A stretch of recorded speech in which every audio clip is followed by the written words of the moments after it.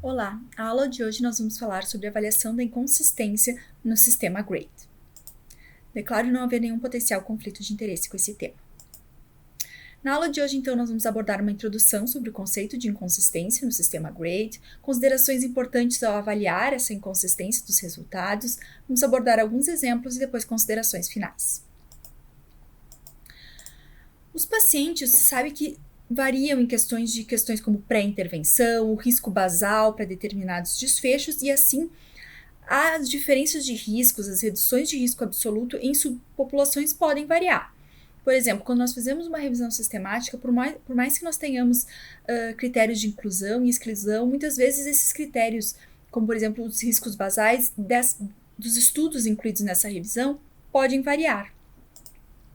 E quando nós fizemos as revisões sistemáticas, elas então devem ser pensadas, elaboradas, pensando em maneiras como contornar ou identificar essas inconsistências, combinando os resultados somente quando for plausível. Então, nós vamos juntar vários estudos e muitas vezes nós vamos identificar que nós precisamos estratificá-los em subgrupos, por exemplo, como idade, acima ou abaixo de 60 anos, tentando mostrar as diferenças entre esses estudos e esses resultados.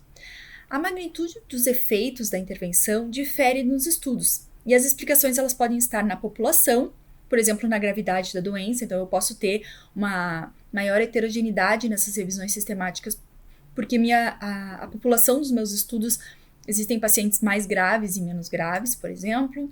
Eu posso ter intervenções diferentes, por exemplo, as doses dos medicamentos que estão sendo agrupados são diferentes. Eu tenho co-intervenções, então às vezes um estudo está avaliando um medicamento, mas junto disso um estudo tem uma co-intervenção, por exemplo, uma dieta, alguma alteração de estilo de vida e outro não. E as intervenções das comparações podem ser diferentes. Eu posso estar comparando uma determinada intervenção versus um outro medicamento e ao mesmo tempo posso estar comparando uma determinada intervenção versus um tratamento usual, que agrupam vários medicamentos. Isso pode afetar na consistência dos meus dados e resultados. E além disso, eu posso ter, algumas das explicações podem estar relacionadas aos resultados. Por exemplo, a duração do segmento. Os pacientes eles podem ter estudos que foram acompanhados de pacientes durante 2 anos e podem ter estudos que avaliaram os pacientes por 6 meses. Isso pode variar e alterar os resultados.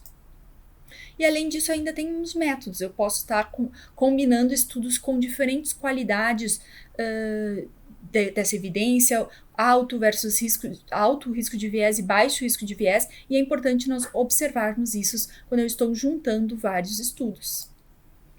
Por isso a gente traz, então, nessa aula, algumas considerações importantes para avaliar a inconsistência em relação à metodologia GRADE. Quando nós falamos em inconsistência no GRADE, o que tem que nos vir à cabeça é, esses resultados, eles são consistentes entre os estudos? Como é que eu vou avaliar isso? Eu vou avaliar a variabilidade na estimativa de efeito, então eu posso ter estudos que mostram risco, e outros que mostram benefícios, e eu tenho que ver então quanto eles estão variando. Avaliar se os intervalos de confiança estão se sobrepondo, e eu vou mostrar isso melhor nos exemplos da aula. E eu vou avaliar essa inconsistência, essa heterogeneidade também pode ser avaliada através de testes estatísticos. E a partir daí, então, eu avaliando se existe uma inconsistência no sistema GRADE, eu vou avaliar se ela é grave, ou muito grave, ou inexistente. E a partir daí, então, o estudo, por exemplo, no ensaio clínico, ele vai começar como alto e, havendo inconsistência, pode baixar para moderado e baixo, por exemplo. Algumas dicas para avaliação da inconsistência, então, ou heterogeneidade. Os revisores, eles devem considerar quando que eu vou fazer um downgrade, né? O que eu vou pensar para abaixar um nível nessa minha avaliação do grade. Se as estimativas de ponto variam amplamente entre os resultados, então, como eu falei, eu posso estar juntando estudos que tiveram um efeito de redução de risco ou aumento de risco, então ver o quanto que essas estimativas estão variando.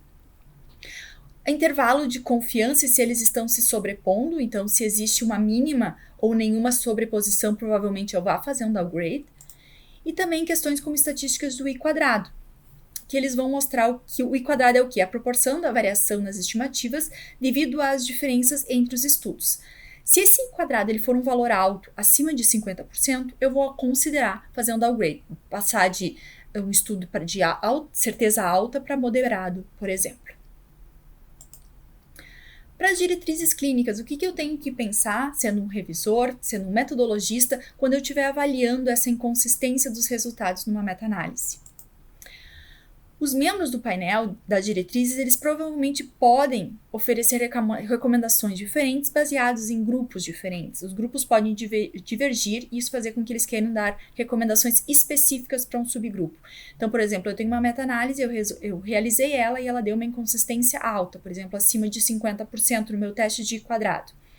Eu tentei explicar essa heterogeneidade separando os estudos entre os que incluíram população acima de 60 anos e abaixo de 60 anos. E eu vi que a estimativa de efeito foi positiva, houve uma redução de risco somente nos pacientes acima de 60 anos. Então, eu posso mostrar esses dados e os painelistas decidirem dar uma recomendação a favor daquela intervenção para aquele subgrupo de pacientes daquela idade. Se houver uma grande variabilidade, uma grande heterogeneidade na magnitude de efeito, e mesmo eu tentando fazer essas análises de sensibilidade, ela permanecer ali inexplicada, eu vou abaixar o nível de evidência, porque por mais que eu não esteja conseguindo explicar, ela existe, então eu vou considerar também fazer um downgrade. Vamos agora a alguns exemplos para tentar materializar um pouco esses conceitos. Aqui eu tenho uma meta-análise avaliando o efeito dos inibidores de SGLT2, que é uma classe de medicamentos, na insuficiência cardíaca em pacientes com diabetes mellitus tipo 2. Aqui eu estou avaliando a insuficiência cardíaca, que são as 3 classes, 3 medicamentos dentro dessa classe de SGLT2, e eu vou avaliar então alguns itens como eu falei antes. Se os intervalos de confiança estão se sobrepondo, qual é o valor do teste estatístico de quadrado e se há necessidade de fazer uma análise de sensibilidade. Em relação ao intervalo de confiança, eles estão se sobrepondo. Então aqui eu tenho o intervalo desse primeiro estudo da canaglifosina, está se sobrepondo o intervalo junto com o da dapaglifosina, e esse aqui da empaglifosina, que tem um intervalo de confiança maior, também está se sobrepondo a esses dois. Eu tenho um teste de inconsistência, um valor de 0%, então baixo, e não há necessidade de eu explicar essa heterogeneidade, porque ela não existe. Assim, então, eu classificaria esse estudo como sendo consistente. Eu não passaria de não grave para grave. Então, não haveria inconsistência nessa avaliação. Um outro exemplo aqui, eu tenho a avaliação de restrição de sódio e hospitalização em pacientes com insuficiência cardíaca. Então, eu estou vendo se a restrição de sódio vai diminuir a hospitalização entre esses pacientes. Aqui eu tenho estudos posso ver que eu tenho estudos que mostraram um aumento de risco, estudos que mostraram nulidade. E eu tenho um I² importante de 80%. Então, eu vou tentar explicar ele fazendo uma análise de sensibilidade através de subgrupos. Separando, então, pacientes que foram avaliados a domicílio e pacientes que iniciaram a intervenção, né, de restrição de sódio no hospital e depois foram acompanhados a domicílio. Mesmo fazendo essa separação, eu ainda tenho um I² importante nos pacientes a domicílio. Aqui, avaliando os estudos, eu tenho 2 estudos com um peso intermediário, mas menor do que esse do Paterna, mostrando um aumento de risco. Eu tenho um estudo maior mostrando um aumento de risco. Contudo, eu mantive ainda um estudo mostrando uma nulidade, né, passando pela linha do 1. Nos pacientes tanto inpatients como outpatients no hospital e a domicílio, quando se juntamos, a gente ainda mostra que esses intervalos de confiança não se sobrepõem tanto e se manteve uma heterogeneidade, apesar de aqui moderada. Nesse exemplo, eu ainda consideraria que há uma inconsistência, alguma parte dela ainda não explicada, mas ela existe, então eu faria um downgrade, eu passaria de não grave para grave. Aqui outros 2 exemplos que eu vou trazer de efeito de antidiabéticos na avaliação da hemoglobina glicada em pacientes com diabetes mellitus tipo 2. Eu tenho aqui vários estudos comparando o tratamento A, que é o DPP-4, que é um medicamento para tratamento de pacientes com diabetes mellitus, versus sulfonilureias. E eu mostro então aqui que os intervalos de confiança eles estão todos se sobrepondo um ao outro e todos mostrando então uma nulidade de efeito. E eu tenho um I² aqui que não é alto. Então, avaliaria como havendo uma consistência nesses resultados. Se eu pegar um outro aqui, exemplo de também antidiabéticos, Comparando um tratamento versus o outro, eu vejo que esses intervalos de confiança estão se sobrepondo. Esse do GOL que está dentro do intervalo de confiança do Nakamura, então eu também classificaria como havendo uma consistência nos resultados. Avaliando esses dados da meta-análise, eu vou colocar eles na nossa tabela GRADE, como já foi apresentado nas outras aulas. Então, eu vou avaliar a inconsistência desses resultados, classificando elas como não grave, grave ou muito grave. O que é importante destacar aqui? Um dos méritos da metodologia GRADE é fazer com que esses resultados, esses julgamentos sejam bastante transparentes. Então, é importante que, caso vocês julguem como grave ou muito grave, se leve esses comentários para uma nota de rodapé. Por exemplo, eu baixei de não grave para grave, porque há uma inconsistência, há um teste de heterogeneidade acima de 50%, como nos nossos exemplos anteriores, se nós voltarmos, há aqui uma heterogeneidade acima de 88%, então eu vou julgar haver uma inconsistência nesses dados. E é sempre muito importante trazer essas informações na tabela GRADE.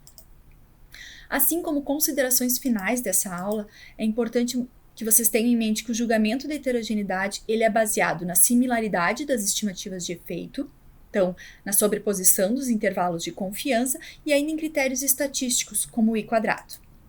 E o GRADE ele sugere que a certeza da evidência ela seja avaliada se houve uma grande inconsistência nos resultados dos estudos após tentar explicar essa heterogeneidade. Então, é importante nós avaliarmos a sensibilidade através, por exemplo, de análise de subgrupo, para ver se elas explicam essa heterogeneidade e apresentar isso aos painelistas para que eles consigam melhor dar uma recomendação com os dados de forma mais consistentes e bem relacionados. Era isso. Muito obrigada.